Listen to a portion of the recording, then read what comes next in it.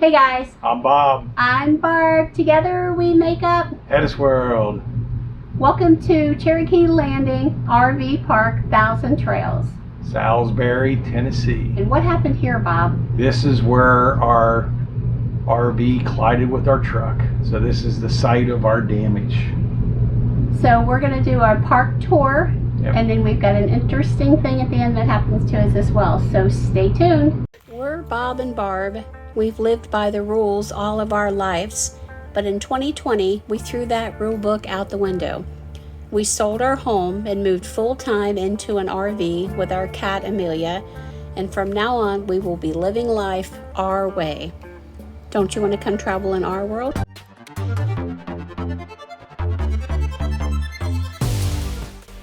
There's over 300 campsites at this park, but 110 are serviceable. So we have one here, which isn't. We have one there. So there's so many of them they just let go. The water works in the majority of them. Good pressure. They're 30 amp. But like this one here, it's just grown up. It is. Yep. So they can't blame COVID for it being like this. Yeah, like she said, they're just not busy enough to warrant opening them all up. Yep. The bathhouse is there. Our camper is right up there. I think when I get back, I'll do a walk around the camper. Because I want to talk about how we got in. Beautiful spot.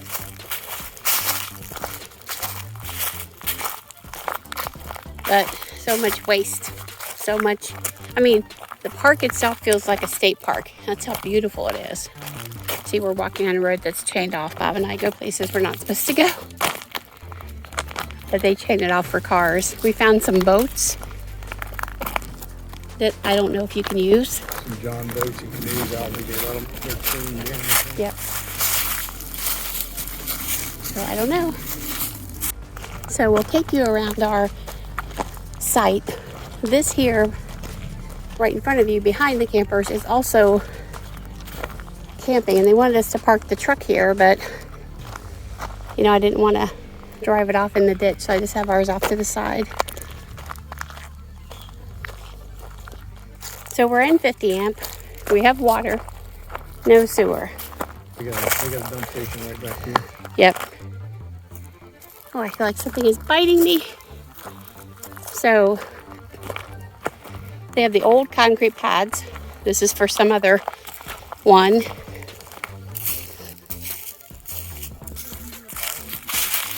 But it's weird, there's a new fire ring in our foot. This is our hookup over here, and this park's different. So if you ever plug in, it says it's 50 and you're not getting anything.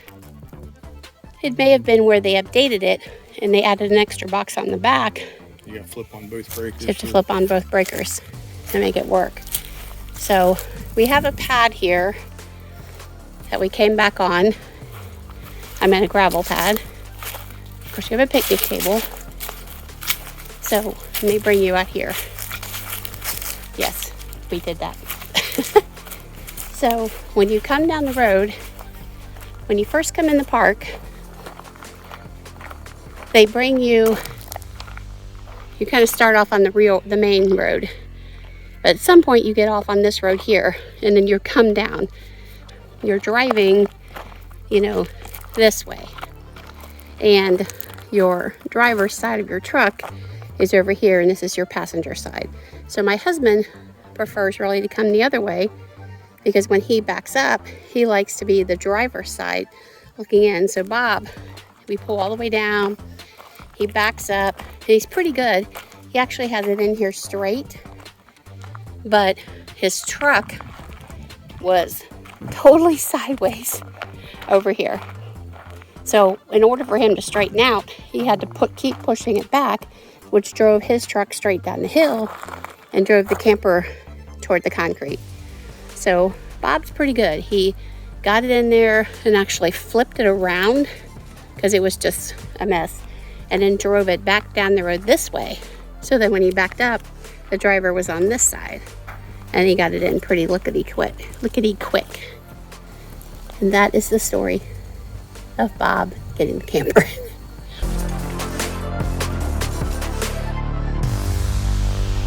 We leave here because they've got a big camper next to us.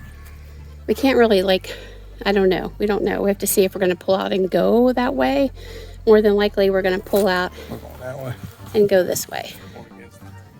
So, you'll see it all happen on leaving day. Because we'll leave from here and we'll be going to Mammoth Cave, Diamond Caverns.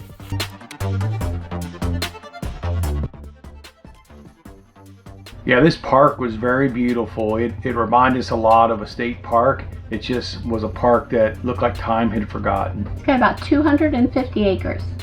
So let's talk a little bit about amenities. Volleyball, very damaged. They have a big lake, but no real way to get into it. Yeah. They have a shuffleboard area, kind of hard to see. Yep. Now they have a kids area. Now Bob did have fun in the kids area, but I'm gonna let Bob talk about the kids area here. Bob found something to play with that is fun. He's even making a sound. Look, he's cleaning up the leaves. I'm a gold miner. Yeah, it was like probably 1970s. How everything now is plastic. This is all mold. This is all metal, rusted. And they got a jungle gym. It's kind of falling apart. It did have a little like Tonka truck thing with the handles, which I thought was really cool. Remind me of my childhood, but pretty for a park. Pretty nasty kids area. I mean, you wouldn't want your kids to probably have to get a tetanus shot if they were playing on those toys. It doesn't look like anybody's going to do anything to them. I mean, or going to do any repairs on them.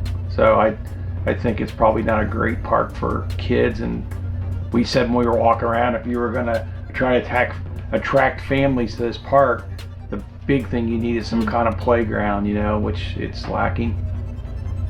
Here's the golf course.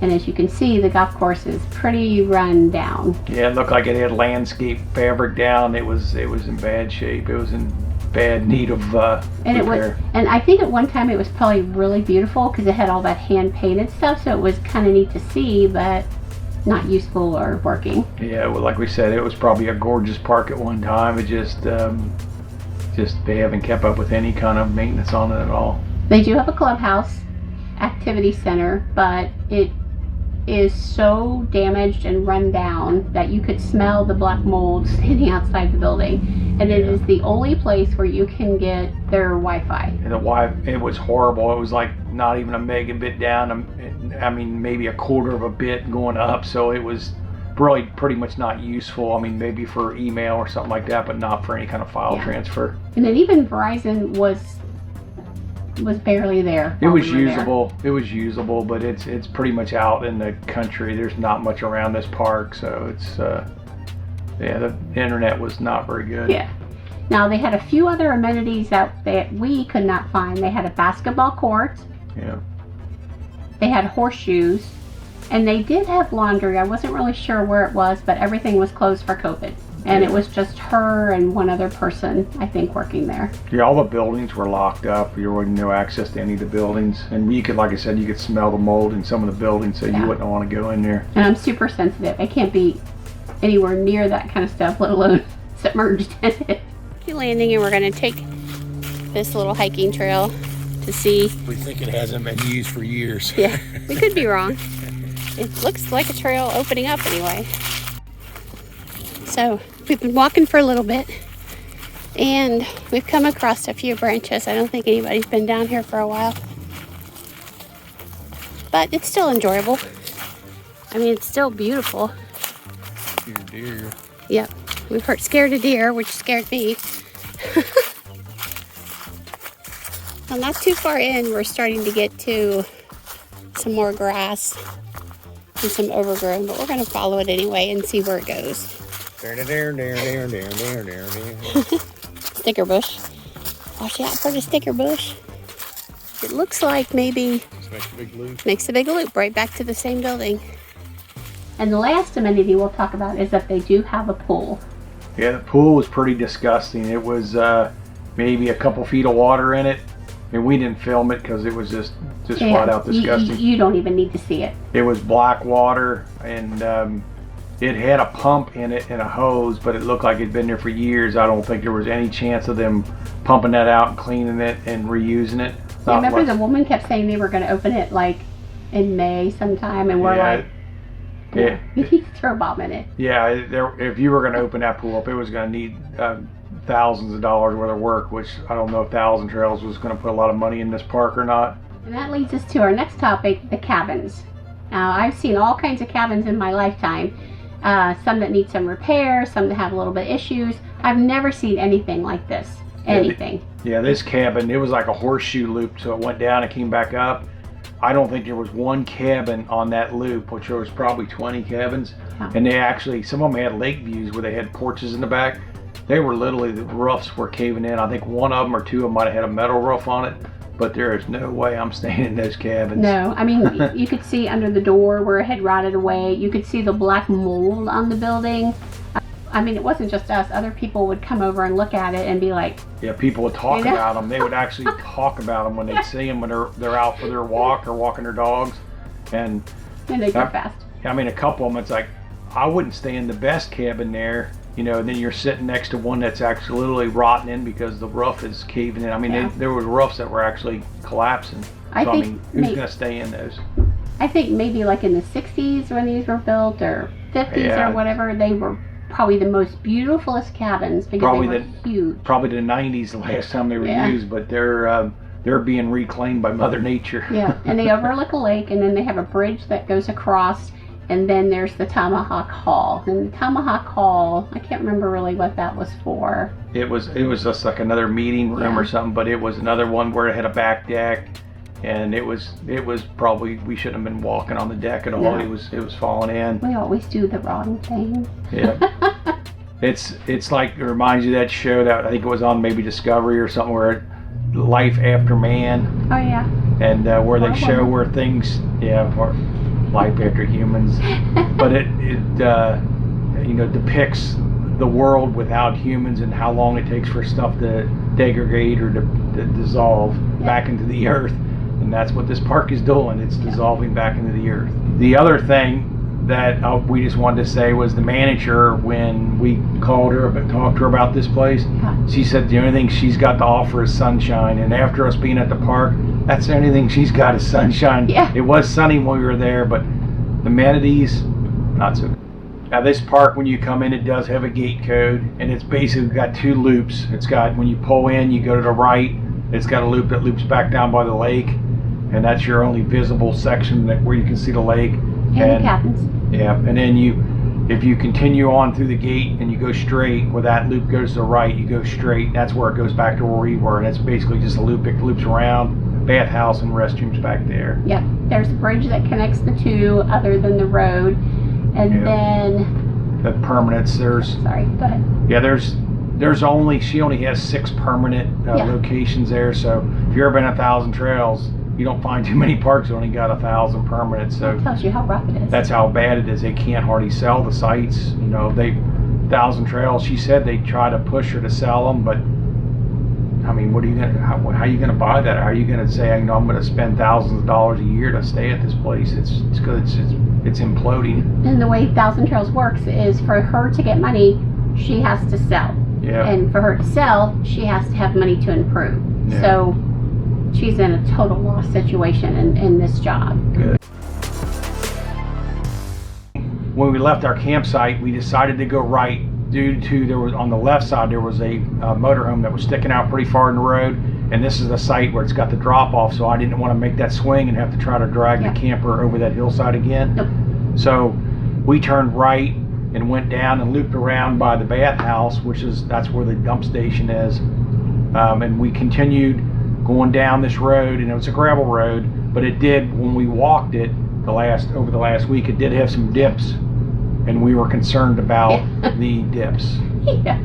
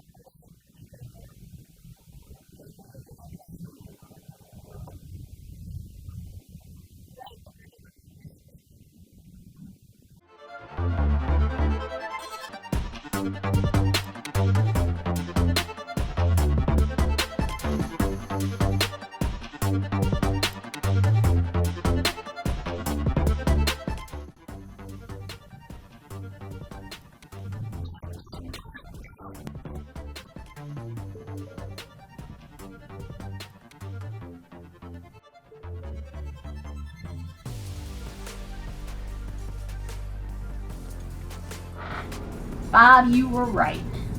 So on our second dip, we actually did, the back of the camper actually hit the ground.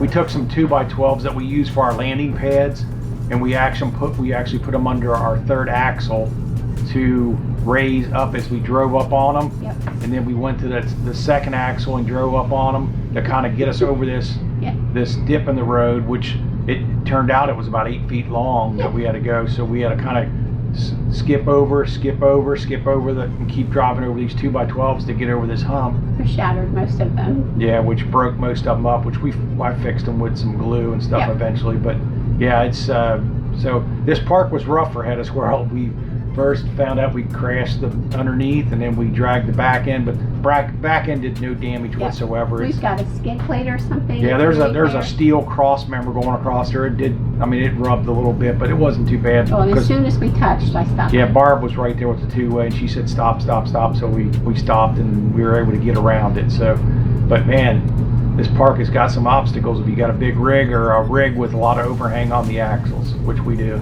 So season 2 so far has had us stuck in Texas an extra week because of our hydraulics. Issue. And then we had the trouble with the tire and the suspension, and now we had trouble with banging the camper up. And then we had trouble with getting out of the Dagon Park. But our goal from here on out is to have no more issues and just have fun in season 2. Y'all understand camping, you know how far that's going to go. Just like the rookie I was in the backing up issue, when we got to this place where we hit the dips and when we drug, if I'd have been thinking straight, I'd have lowered the airbags on the fifth wheel hitch, because we got the Lippert RVer bags. I could have lowered them, which would have given us maybe a ½ inch. I also could have lowered the airbags, so they run about 50 pounds, and the airbags on the suspension.